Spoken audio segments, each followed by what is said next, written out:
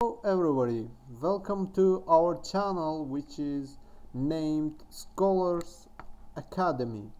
In this channel you will find some useful videos regarding to variety of fields from university topics and as well as other life topics. And the first field that we'll cover will be economics. Economics is a subject taught in universities as well as the very useful one in the real life, in the simple life of people.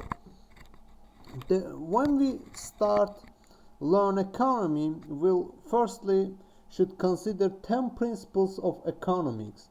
Those principles are posted in below description, and you can check them out there and get brief knowledge about them. And but firstly we'll discuss microeconomy, then we'll pass to macroeconomy. And to get started, we should firstly consider production possibilities frontier, which is the simple and basic theory of microeconomics, which is about the first principles of economics. People face trade-offs. What does it mean? People face trade-offs.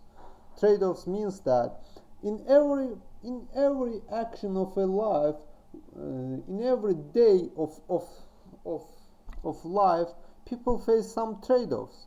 For example, you give up your time to get money. You work, right? You work in some workplaces, then you give your time to employees, and then you get some money, some money for that. And the basic theory is that, but the visual form of it is the production possibilities frontier, which will be drawn in few minutes here. I will draw that, and I will do it very carefully in order to give you, it's not the perfect one. I will erase this one and draw again. This is much better.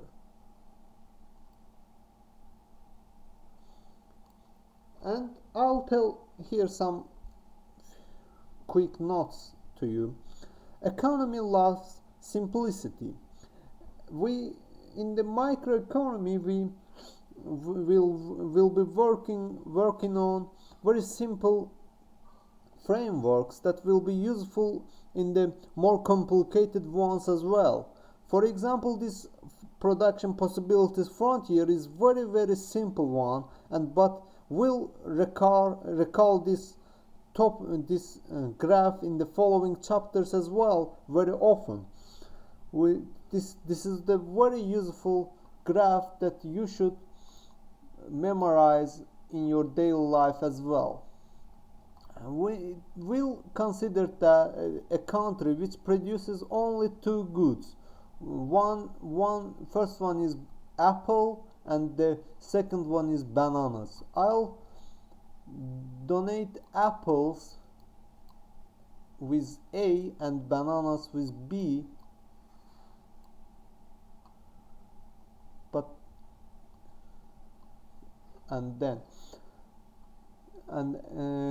this is the quantity of apples that one country produces, all the quantity of apples, and this is the quantity of bananas that one country produces. I'll donate some numbers here as well. For example, 5, 10, and 15. Here as well, 5, 10, and 15. Firstly, I'll do the rest of the work with different colors in order to not get confused confused. Here is A. This is the point A. It's not that good one. I'll erase that. And this is A. This is not apples, by the way. This is the point A. In point A, the country produces 15 apples, but I will do that with different, but 0 bananas. This means that when a country is in the point on the point A, their economy is consisted of only apples, not bananas. They do not have any variety of goods. They have only a sole product they offer, and they consume only apples, not bananas. But when they're in the point B,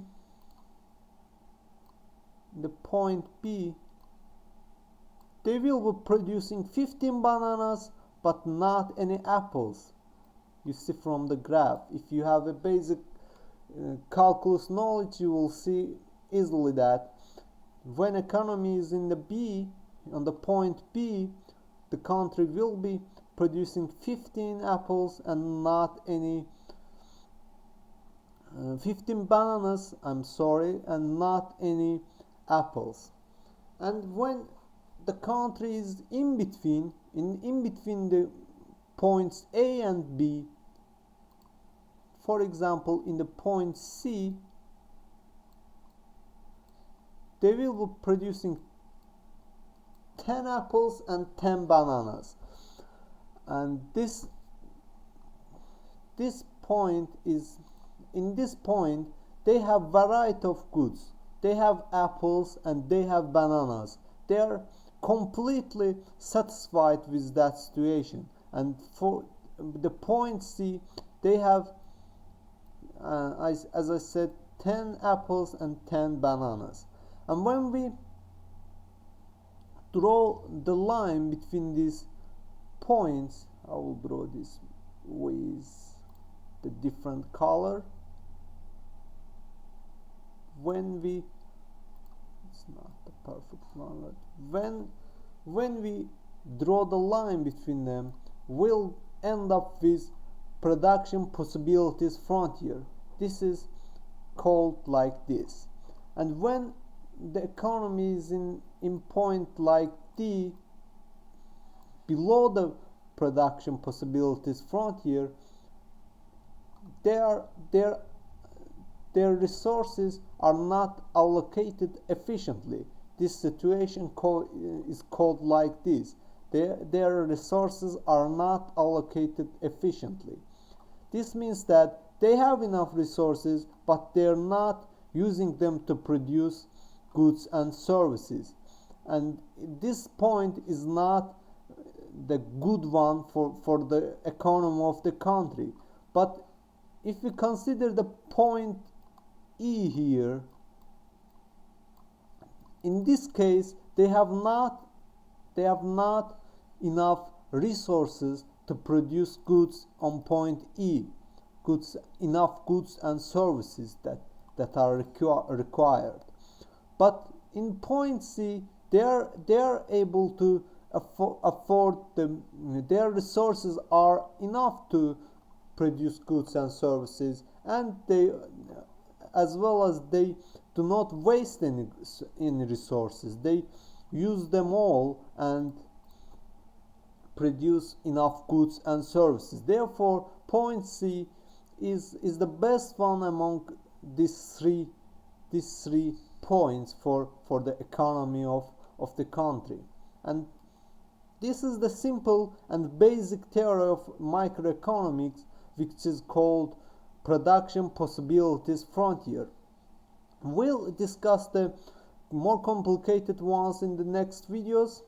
And if you liked and learned something from this video, please subscribe our channels our channel in order to get the rest of the videos. And if you like the video, please click the button of like, and thank you for your attention.